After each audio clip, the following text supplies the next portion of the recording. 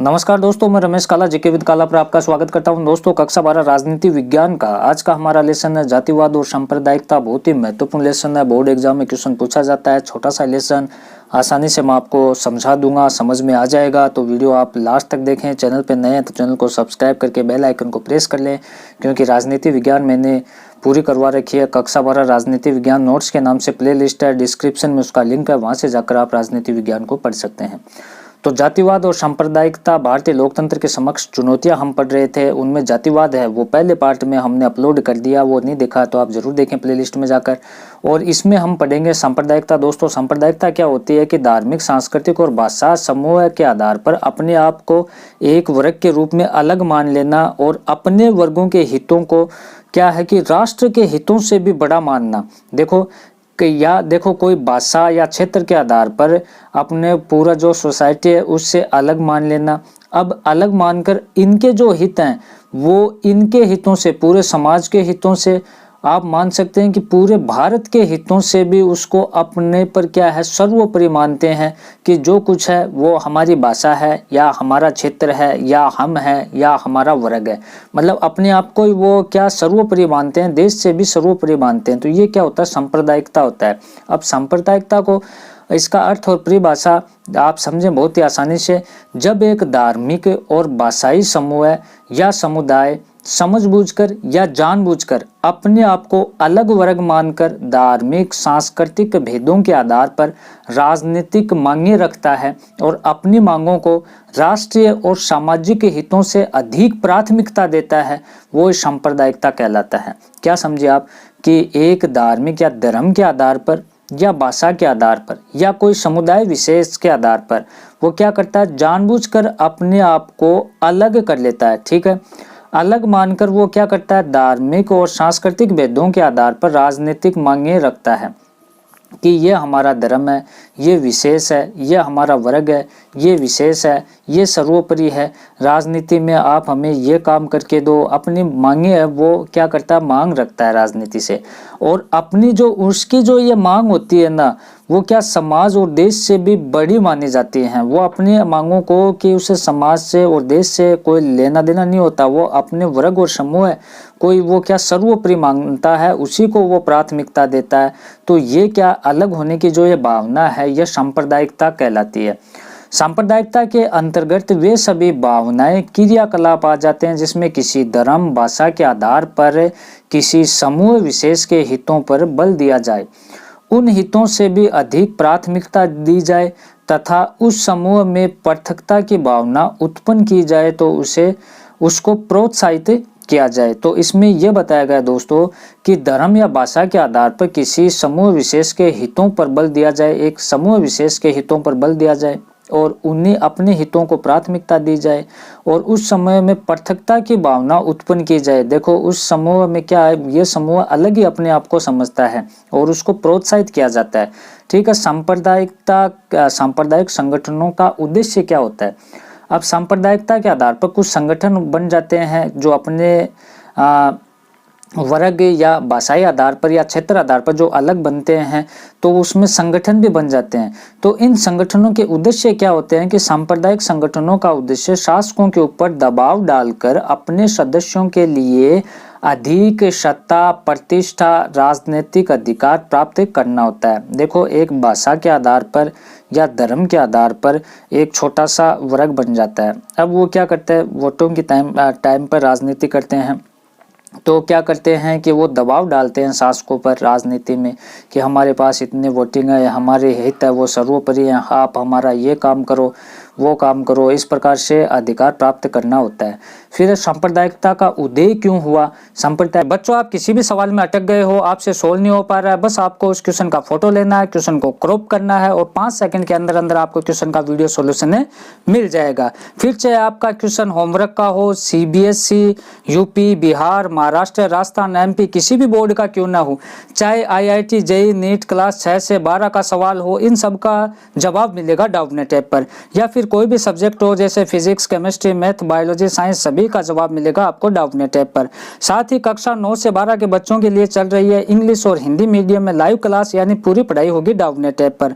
3 करोड़ से ज़्यादा Doubtnut app पर लोग पढ़ाई कर रहे हैं। तो डाउनलोड करें डाउटनेट ऐप को, लिंक डिस्क्रिप्शन में दिया गया। एकता का ये जन्म, अलग होने की जो ये भावना ये क्यों आई? तो भारत में सांप्रदायिकता का उदय ब्रिटिश सरकार की फूट डालो और राज करो नीति से हुआ था। ठीक है, अब कैसे देखो, 1905 में बंगाल विभाजन हुआ था। बंगाल विभाजन, ये फूट डालो राज करो, बंगाल का विभाजन हो गया, तो ये सांप्रदायिकता हो गई। ठीक है, उसके बाद में 1909 में सांप्रदायिक निर्वाचन पद्धति ने इसे जोड़ दिया, और फिर क्या कि सांप्रदायिकता निर्वाचन पद्धति के अनुसार दलितों को पृथक निर्वाचन पद्धति भी अंग्रेजों द्वारा दी गई थी। फिर आपके जो महात्मा गांधी और बी आर अम्बेडकर के मध्य समझौता होता है, पुना पैक्ट, तो इस प्रकार से क्या है, ये सांप्रदायिकता को बढ़ावा दिया जा रहा है। 1906 में ऑल इंडिया मुस्लिम लीग की स्थापना होती है। ये भी क्यों होती है? ये भी सांप्रदायिकता के उदय के कारण थे। 1940 में मोहम्मद अली जिन्ना ने द्विराष्ट्र के सिद्धांत को अपनाया था, और उसमें 1947 में ये सांप्रदायिकता का फल आप देख सकते हैं कि भारत का विभाजन हो गया, पाकिस्तान अलग हो गया। तो ये सांप्रदायिकता के उदय के कारण हुआ।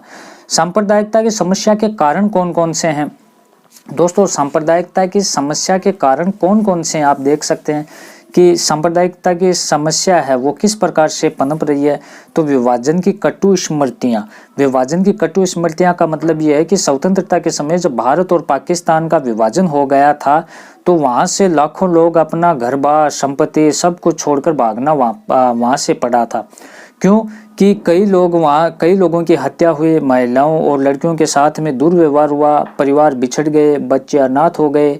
तो इसमें क्या हुआ कि ये घटना थी, वो परिवार आज भी उन भयानक घटनाओं को या भुला नहीं पाए। कई परिवार ऐसे हैं, और इसी छोटी मानसिकता के कारण ही ये बड़ा रूप ले लिया सांप्रदायिकता का। तो ये कटु स्मृतियां थी एक दूसरे की, क्या थे कि ये कटु स्मृतियां का मतलब कि भारत के लोगों की जो मतलब कि पाकिस्तान में जो विभाजन में वहाँ रह गए थे, उनके प्रति एक दूसरे से लगाव था, और वहाँ के लोग थे वहाँ पाकिस्तान वाले, फिर वो परेशान करने लगे, फिर वो वहाँ पर भारत में आना चाहा। तो ये विभाजन की कटु स्मृतियां थी जो सांप्रदायिक समस्या के कारण थे। फिर राजनीतिक दलों द्वारा निहित स्वार्थों के लिए पृथक्करण की भावना पनपना। तो इसका मतलब ये क्या हुआ कि जो राजनीतिक दल होते हैं, तो ये अपने स्वार्थ के लिए भी पृथक्करण कर देते हैं। वोट बैंक की राजनीति होती है, अपना इसमें स्वार्थ सिद्ध होता है। वो भी ये देखते हैं कि फूट डाल देंगे इनमें तो हमारे लिए सही रहेगा राजनीति के लिए। फिर मुसलमानों का आर्थिक शैक्षिक दृष्टि से पिछड़ापन, पाकिस्तानी प्रचार व षड्यंत्र।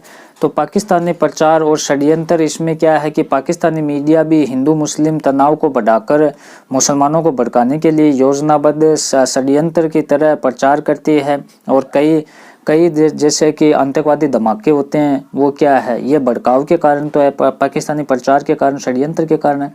फिर दलीय राजनीति, गुटिया राजनीति और चुनावी राजनीति। तो दोस्तों, इसमें क्या होता है, दलीय राजनीति, चुनावी राजनीति, और इसमें क्या है कि सांप्रदायिकता की समस्या के लिए राजनीतिक दलों की संकुचित जो दलीय हितों की और गुटीय और चुनावी राजनीति भी इसमें जिम्मेदार है। कि जो ये राजनीति होते हैं, ये भी लोगों को मतलब कि फूट डालने, उसमें दरार डालने का ये काम करते हैं। तुष्टीकरण की राजनीति, तो तुष्टीकरण की राजनीति से आप क्या समझोगे कि सरकार द्वारा वर्ग विशेष के वोटों के लिए क्या है कि उचित अनुचित उनकी मांगों को मान लेते हैं, और ये विशेष रियायतें, विशेषाधिकार देने के कारण क्या होता है कि अन्य संप्रदायों में ईर्ष्या की भावना पैदा हो जाती है। ये तुष्टीकरण की राजनीति होती है। विदेशी धन आप देख सकते हैं, वोट बैंक की राजनीति आप देखें तो विदेशी धन को आप कैसे समझेंगे कि तेल की आय से जो संपन्न खाड़ी देश हैं, जो मुस्लिम संगठन हैं, और वहाँ पर और यूरोपीय देशों से ईसाई संगठन में भारी मात्रा में वहाँ पर क्या होता है, धन की मात्रा होती है। तो ये धन उनके शैक्षिक आर्थिक विकास में खर्च न होकर सांप्रदायिकता फैलाने और धर्म परिवर्तन पर खर्च होता है। तो ये विदेशी धन भी क्या सांप्रदायिकता को बढ़ावा देता है। वोट बैंक की राजनीति आपको मैंने बार बार बताई।